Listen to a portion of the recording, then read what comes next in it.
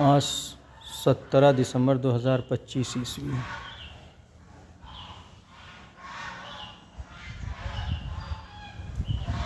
अब्दुल राज़िक साहब मस्जिद की सफाई करते हुए।